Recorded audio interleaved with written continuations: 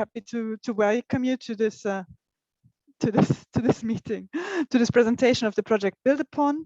This is within the track Driving Change Locally, Sustainable Plans and Strategies for the Energy Transition.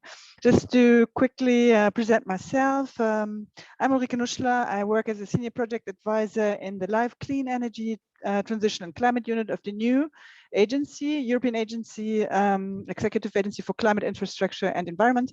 You've heard this today. I've seen our director, the short name is Cinea. And you also heard probably a couple of times already that Cinea is managing a whole set of programs, all designed to support inter alia the European Green Deal. And one of these sub-programs is one of the programs is the LIFE program, and there we have a sub-program called Clean Energy Transition sub-program. And this is the one that will actually continue to support market uptake in the area of energy efficiency, as you have been used to that for Horizon 2020 Energy Efficiency Core. But that we will also have a closer look at renewable energy more than beforehand. But if you're interested in that, I invite you to go to the fair that we will have tomorrow, and even a dedicated session to get to know the Clean Energy Transition Program tomorrow at 2:30. So there will be colleagues explaining you the whole thing. So let's quickly click away this message. Okay, so coming to the project, it's called Build Upon. As you know, you have registered for us, and the core of the Build Upon project is a framework, is a so-called multi-level energy renovation impact framework. So that is a tool that would allow cities to monitor and quantify the real, so the holistic impact of energy renovation. And there are three key areas that this project looks at, but our team will explain to you more in depth. But there's an environmental, so more the classical factors like energy, CO2 savings, but then also the social dimension, like energy poverty, comfort, indoor quality, and the economic dimension, which is, for example, macroeconomic benefits. And this framework is being developed and piloted by 8 cities together with their local green building councils, plus national governments and industry. But you're going to get to know this project now very soon. And I want to quickly introduce to you the speakers of today. It's 4 speakers. I mean, I don't think that any session will have 4 speakers, but we do have. And just very quickly in their background, while it is Raquel, I think, that will introduce the speakers also in their for their specific role in the project. So Raquel Diaz herself is the head of international project at the Green Building Council in Spain. You manage the Build Upon 2 project, and by education, you're an architect and you're specialized in architecture and sustainable development. Then we have Marian Jamet, I hope I pronounced correctly, who's the head of policy and advocacy at the Irish Green Building Council. And you hold a Master in European Affairs and a Master of Science in Environmental Sustainability. As a third speaker, we have Anushka Ruge, who's project manager at Climate Alliance, and you are a dedicated expert in training, capacity building, and organizational development. And we have Giovanni Vicentini, who works for the municipality of Padova, and you're the technical officer for 3 projects. Not even this one, I think, I understand, but it's Padova Fit, and you're going to present this also. I have already presented it, Veneto Adapt and Superhero, and he holds a university degree in town and territorial planning. So I would just now hand over to Raquel and ask to start the presentation. Thanks. Okay. Thanks much, Ulrike. Good afternoon, everybody. Thanks much to the organizer for inviting us to present this project. And thanks to all the attendees for staying with us. If you can continue with the presentation.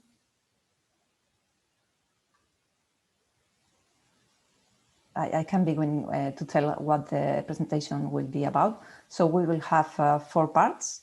In the first one, I will introduce very briefly the project, to then give the floor to Marion Jamet from the Irish Green Building Council, who has been coordinating the preparation of the impact framework. Then, if you can go to the next slide, the third part will be presented by Anushka Ruge, who is responsible of this project now in Climate Alliance, and they have been leading the process with the pilot and follower cities to test the framework. And finally, we would like to present the direct experience of the city of Padova as pilot city, It is Giovanni Vicentini who will be showing us how they are integrating the framework in their city. So if you can go to the next slide, please. And the next one already. So the project is about supporting public sector capacity and leadership in decarbonizing Europe's building stock through the development of a multi-level renovation impact framework. Next, please. And the reasons why Build Upon Square, the reasons of this project are, on one side, that continuing what we began with the first Build Upon, building renovation, as we already know, is crucial for the decarbonization of the building stock for 2050, as they are responsible for 36% of the overall emissions. Next, please. Next, please. Also, the second element is related to all the countries in the European Union who have a mandate to create and update the long-term renovation strategies, an obligation that is derived from the EPBD. So the long-term renovation strategy are the key instrument at national level to achieve the decarbonization of our building stock. And at the same time, cities are the main players where the real action takes place. So we understand that working at local and municipal scale, it's really key. And finally, we have a pending issue in tracking progress through monitoring and reporting of the positive impacts and effects of long-term renovation strategy, something that is already mandatory since the last update of the EPBD. Next, please. So based on this, what the project proposes is to develop and test a multi-level renovation impact framework capable of monitoring and tracking local actions, which include also incorporating procedures to municipal administrative structure, then linking local, regional, and national policy. As a third element, become a blueprint for EPBD implementation and cities' efforts to tackle their building stock renovation. And finally, at the same time, we look for an alignment of this framework with the already existing frameworks like SECAP or SECAPs from the Command of Mayors.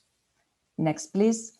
For this, we have involved several partners. We are 8 countries collaborating in the Build Upon Square project. And GBC España is the one who's coordinating this project with the close support, next please, of World Green Building Council.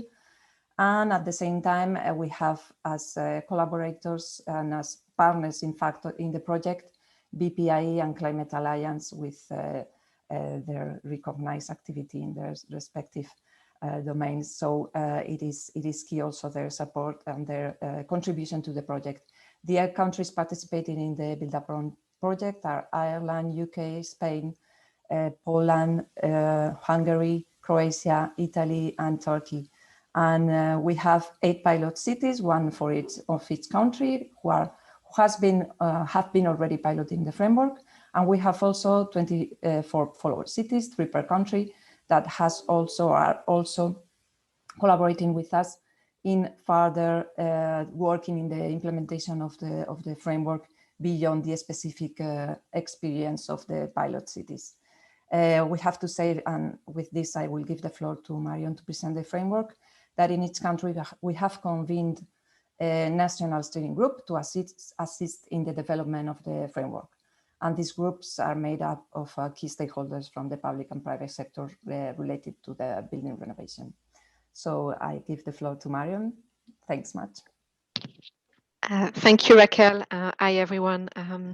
What I would like to do in the next few minutes is really to give you an overview of the framework, of its objective, and also of its potential use.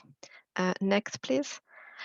In relation to the objective, and Raquel has already partly covered that, I suppose one of our key objectives is to better align local and national retrofit initiative with very much the idea to avoid a piecemeal approach to energy renovation.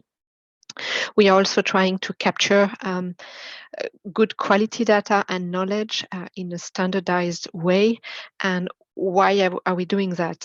In 2017, when we were working on the first Build Upon project, we did set up what we called RenoWiki, which is like a renovation of, a Wikipedia version of a renovation initiative.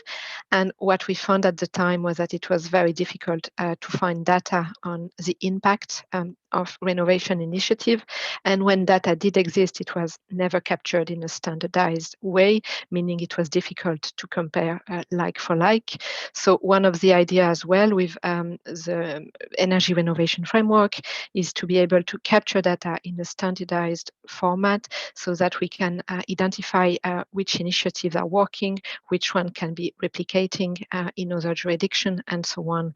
So that's part of it is also about better identifying best practice, making supporting policy decision making that way, and also helping local authorities in making a better business case for energy renovation, because as it has already been said, besides capturing data on CO2 emission reduction or energy consumption, the framework also allow local authorities to capture data on the wider benefits of energy renovation, which is another critical part, because as you may have seen in the recent European Commission analysis of the long-term renovation strategy, one of the weak point of many member state renovation strategies, the lack of data on these wider benefits. Next, please. So the way the framework, as we have said, it's a multi-level energy renovation framework. So the idea is that you can use it to capture data at initiative level, at city level, and that basically if you start from capturing good quality data at the local level, then if it's used at scale, it will allow you as well to have good city data and good national data on various parameters. Also, and you can see it on the screen as an example of one of the indicators, which is about CO2 emission. The framework has been designed to cover all building types. By that, I mean private residential, social housing, municipal buildings, and also tertiary buildings. But what we have seen during the testing phase is that initially, it might be easier for cities to start using the framework only on a segment of their building stock. So many of the cities involved in the project have started using it first on their municipal building stock or on social housing. So really what we have found is that flexibility is critical. Next, please. So in relation to the framework and the indicators included, the framework is made of 13 core indicators around the 3 pillars of sustainability. So we have environmental, social, and economic indicators. In addition to these 13 core indicators, we have what we called national core indicators, so indicators that are to be used in specific countries, and also what we call non-core indicators, so indicators that that cities don't have to use from the beginning, but may use on a voluntary basis. And the idea with the non-core indicators is really to, I suppose, to flag things they should look at in future. Like in the non-core indicators, you would have things such as embodied carbon or smart readiness type of indicators. So let's have a closer look at the environmental indicators. So we have 4 core environmental indicators. The first one is the renovation rate. As you may know, in the renovation rate wave, the European Union has a target to double the rate of energy renovation. So that's very much the idea, to capture this data with a sub-indicator focusing on the depth of energy renovation. The second indicator focus on CO2 emission. So again, that's very much the idea of tracking progress towards carbon neutrality by 2050 and the impact of energy renovation. The third one focus on energy consumption, so very much looking at energy efficiency. So the idea there is really to ensure as much as possible that we have a fabric first approach to energy renovation. And the last environmental indicators focus on renewable energy production, so trying to look at additional renewable energy production from energy renovation, so really looking at renewable on-site or nearby. Next, please. In relation to the social core indicators that very much look at health and well-being, so the first indicator focus on energy poverty. Again, that's one of the key objectives of the renovation wave is really to reduce full poverty. So that's one thing we are trying to track. The second indicator focuses on indoor air quality. And just also to be clear, we have developed a methodology for all these indicators that is available. So, but like for instance, on indoor air quality, we are giving option to cities in terms of how they track it. It could be through commissioning of the ventilation systems, through indoor air quality monitoring, or through a post-occupancy questionnaire, for instance. And then we have two indicators looking at thermal comfort, so winter thermal comfort and summer thermal comfort. The idea there as well is to start thinking as well about climate adaptation and addressing the overheating risk as well. Next, please. And finally, we have 5 core economic indicators. The first one is really trying to capture data on the level of investment in energy renovation with a sub-indicator allowing, I suppose, to capture what is coming from the level of privately funded renovation or publicly funded renovation. The second economic indicator look at the energy efficiency of the investment. So that's very much based on the first economic indicator, but also on the energy consumption indicator under environmental. Then we have an indicator looking at jobs in energy renovation. So that's either captured through direct through job created through renovation projects, so directly capturing this data, or using the C40 methodology to capture data on jobs at city level, and that's quite important in the context of I suppose economic recovery at the moment. The fourth indicator is very much focused on skills, because obviously we have I think a skill shortage in many member states in relation to energy renovation, so trying to capture better data on the level of upskilling. And the final one is trying to quantify the financial saving associated to energy renovation. So that's kind of the framework in the nutshell. And with that, I'm going to hand it over to Anushka. Thank you. Thank you so much, Marion. I'm gonna look with you on some of the lessons learned that we were already able to extract from the work that we are doing with the pilot in the follower cities. As if we can go to the next slide, just as a quick reminder to what my colleague Raquel said. Can we go to the next slide? Perfect, thank you. In the project, we currently have 8 pilot cities, Bela Gorica in Croatia, Budaörs in Hungary, Dublin in Ireland, Padova in Italy, Ribnik in Poland, Valladolid in Spain, Eskişehir in Turkey, and Leeds in the UK. We're currently growing this pool of cities with 3 follower cities per country to even further starting to implement the framework. If we can go to the next slide. Working with the cities, we have developed kind of a roadmap of key steps that we can take towards the implementation of the framework. The next slide. The first key step here is really to identify the key conditions for the framework if it's gonna be put in practice.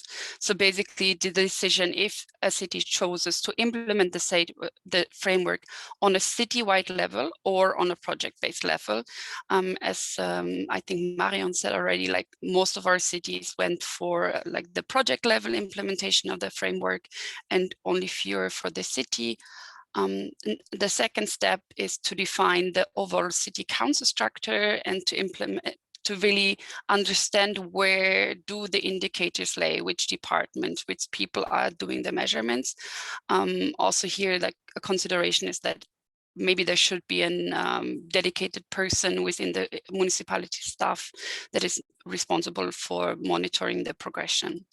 Then to further interlace the framework and its implementation across the city, but also across other administrative level, cities are recommended to establish partnership agreements or liaisons. This can be with national bodies or agencies, but also with private actors.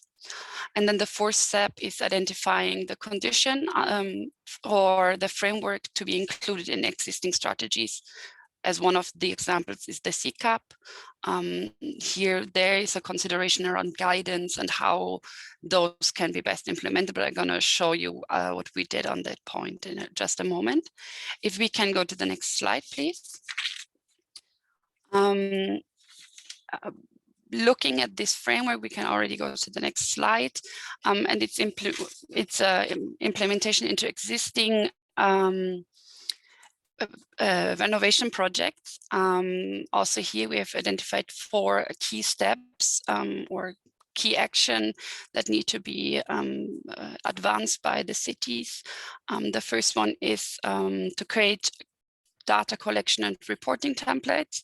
One of the big concerns of our cities was that implementing the framework would just mean another layer of extra work, but by giving clear guidance and developing this also with experts in the field, these templates can ease the workload for the staff members. Then also one thing that is recommended is to develop contractor and occupant questionnaires to assess pre and post retrofit qualitative measures. Then to really concretify what data sources are and which staff is responsible for the data collection. So the more clarity we have in the cities, the better staff feels ready to work on this. And then a big one is also to ensure buy-in both from contractors, project managers, and occupants. If we can go to the next slide. So we have a bit of like this word cloud of ingredients for success that our cities have kind of identified. Many go together with the key steps that I just presented. But one message that is really clear coming out of the piloting phase is that cities, the best way to implement the framework is a progressive approach. So for a city not to say, okay, we're going to implement it on a citywide scale, but then not being really ready, not having the buy-in. So it is recommended to, if there's this uncertainty, to really go for a progressive approach, city project by project, but also Marion just mentioned the non-mandatory co-indicators. So there could also be maybe adding later on some of these indicators. And really another really important finding, and that's also why Giovanni is here, is the integration into SECAP. Can we move to the next slide? Yes, so I'm gonna present the two toolkits or methodologies that we developed for city level implementation, but also 2 for project level implementation. The main piece on the city level is the harmonization with SECAP. We're currently developing guidelines for SECAP harmonization document. We really see that our indicators are an extension of what already is happening within the SECAP reporting mechanisms, but often our indicators go maybe a step further and therefore allow cities a more comprehensive view. For example, one indicator where we see full coverage with the SECAP is environmental indicator 4, which is the renewable energy production. This goes in line with the monitoring emissions in the inventories that have to be reported in SECAP. To the next slide.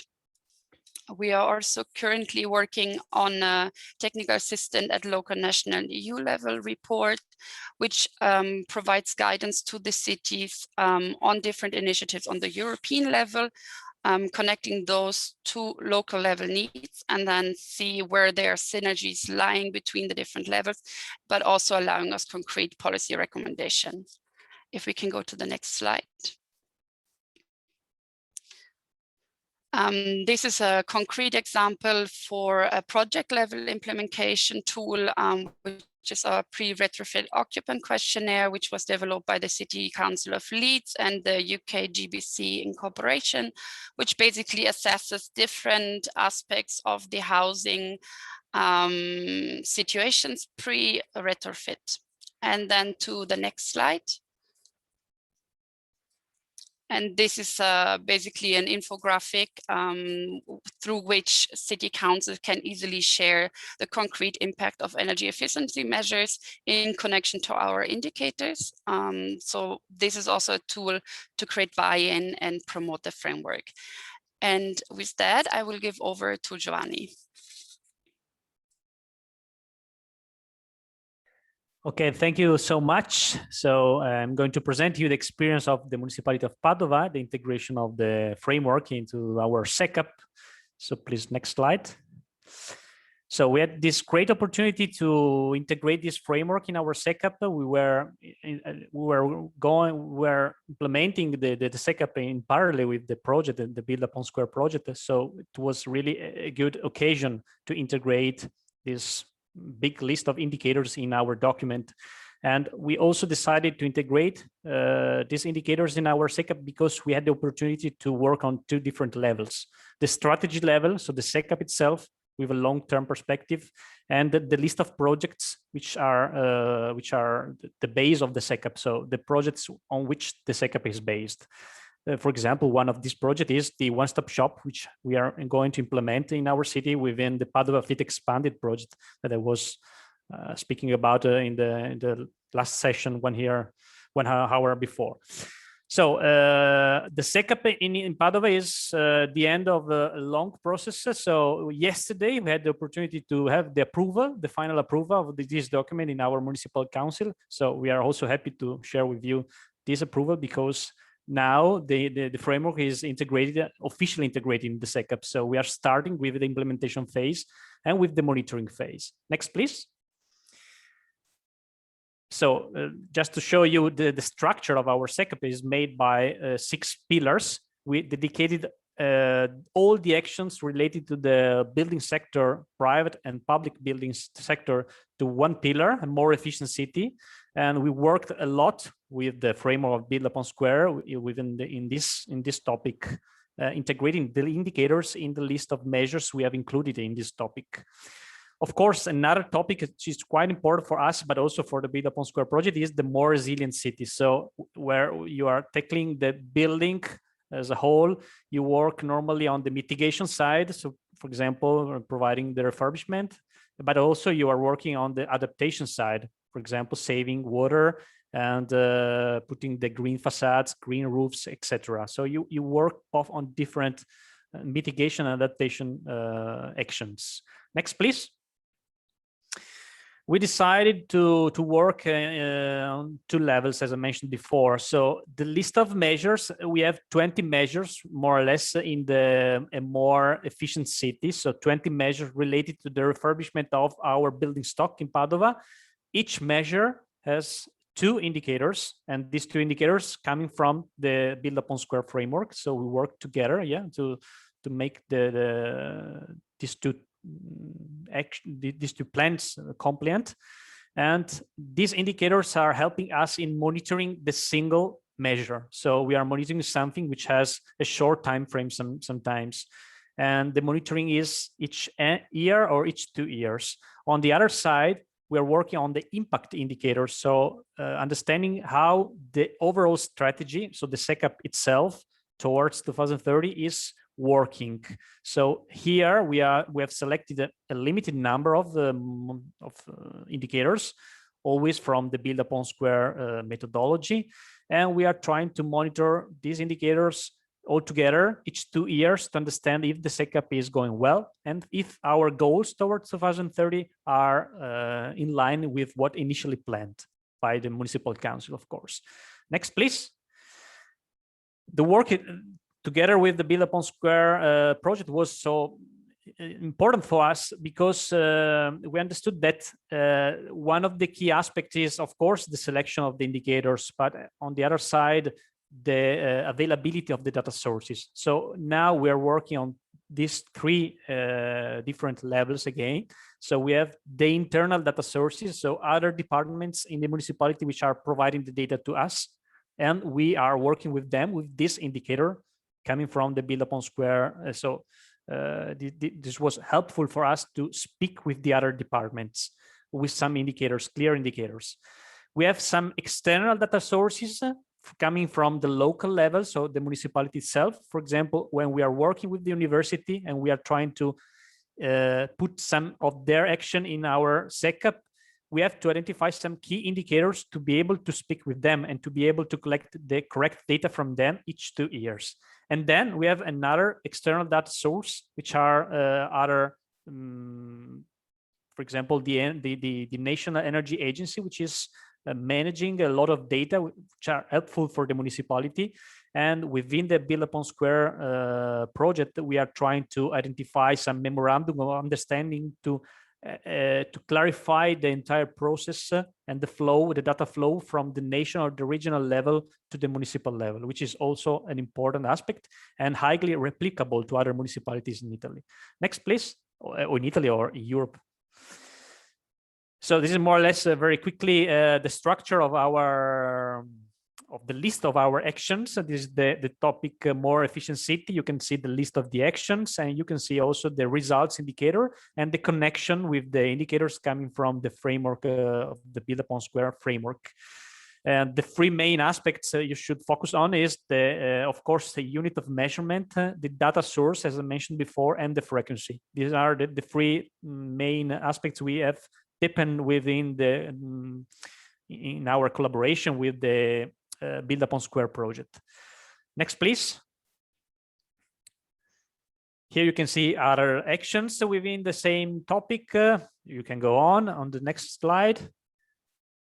Okay, you can see, for example, the last action, which is focused on energy poverty, which is also a topic important to us because we are a municipality and we have to give attention to these families in energy poverty condition.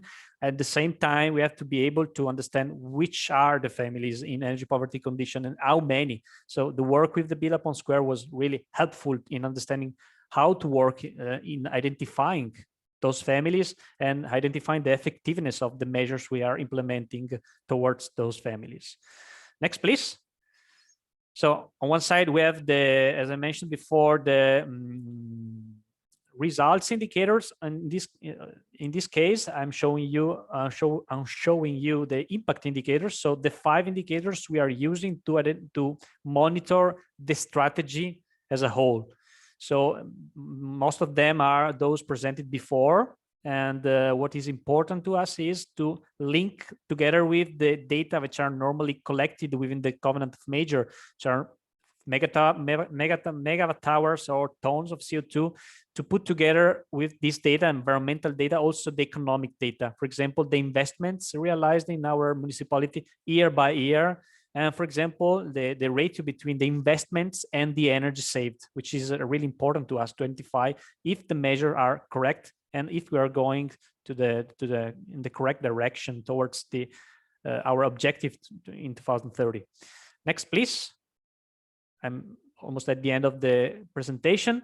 This the other side of the project. Of course, I mentioned before the mitigation, and here you can see the list of action regarding the building stock, regarding the adaptation of our building stock. So, for example, we are working on the building regulation. We are working on the intervention on open spaces, changing the surfaces, increasing the number of trees. So, also moving the attention from the building to the neighborhood. Also, this is really important to us, and also to the Build Upon Square project. So enlarging a little bit the perspective from the building to the city, and in the middle also the neighborhood. So this is also difficult because finding some indicators to monitor the adaptation of the city is not so easy, particularly if you want to use some quantitative indicators, because normally adaptation is qualitative more than quantitative. But together with the Build Upon Square project, we decided to create this list of quantitative indicators, so helping us in understanding also what is happening in adaptation side. I think this is my last slide. We can try. Okay, only other actions regarding the resilient city. Okay, two more slides. Yeah, this is the main results of our SECAP. You can see our goals towards 2030. So we would like to achieve to halve the emissions in our municipality compared to the baseline emission inventory. So in line with what expected by the European Commission now, the 55%. And this is really the last slide. So you can see the 6 pillars, and you can see that the pillar related to the energy refurbishment of buildings. So una città più efficiente in Italian consists in 22% of the overall objective. So it is almost 1/5 of the total. So we are working a lot on this topic, and we are seeing how the work is improving in the next years with the indicators we selected together with the Build Upon Square project. Thank you so much. Thanks a lot, Giovanni. I'm impressed not only by the project, but also by your 4 capacities to keep the speech within really the time you were allocated to. Can I ask the participants to just shoot with question at us, and while you're typing, I immediately have questions myself, because I'm super interested in anything that has to do with buildings data. And first of all, just on your last slide, Giovanni, would you say that these actions that were carried out, they were following this project, or you would have done them anyway, and you just had a better monitoring for this? So the SECAP expects the selection of the monitoring indicators, but we had this great occasion to work with a project really focused only on that. So we had the opportunity to identify new indicators and to better identify also the relationship with the different actors at local and national level, to which we have to speak and to sign some memorandum of understanding to have this data flow more smoother, more easier for us to collect the data. So it would also mean that, let's say, that the non-energy benefits, which are usually the core of any kind of renovation measure, that those were things that convinced the actors to do more or to invest more. Is that the right conclusion? Yeah, for sure. But now you should enlarge your vision from the only energy topic to the other topics. And we have some regulations at the local level which are obliging the market to go towards to implementing the measures in a specific direction. But if we can show them with these indicators that the path is the correct one, if we are obtaining some results, it's easier for us to speak with them and to convince them that this is the right way to go on. So showing the data is always a good solution to get people and stakeholders engaged in the process. I think that's also the principle behind the EPC. I just want to encourage again participants to send in questions, or otherwise, if you can also just take the word, but I would prefer if you send in questions via the chat, unless I just don't see them, but I don't see any. So I take the opportunity to still continue asking. So I understand that this data is also being used to substantiate the SECAPs and to ensure consistency. But what about consistency with other data sources, like with EPC, or are you also contributing to other data collections? I mean, that's not for Giovanni necessarily, but for everybody.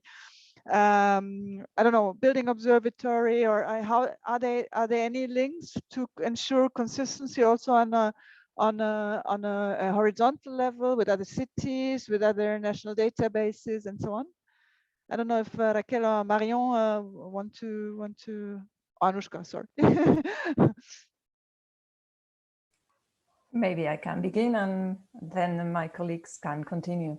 Yeah, of course. And during the piloting process, the workshops that we have done have some of the tasks have been related to especially this, to try to link the different possible sources of information, of data that could feed in our indicators, and realize that normally there are more data than we think, but it's kind of captive and not available, and maybe some databases are only available at some level of government, and depending on the context of each country and the administrative organization, this can be very key to ensure that the information available is available really for all the levels. At local level, for example, we have some contradictory things like the local level collects the information for the national statistics, but then we don't have disaggregated data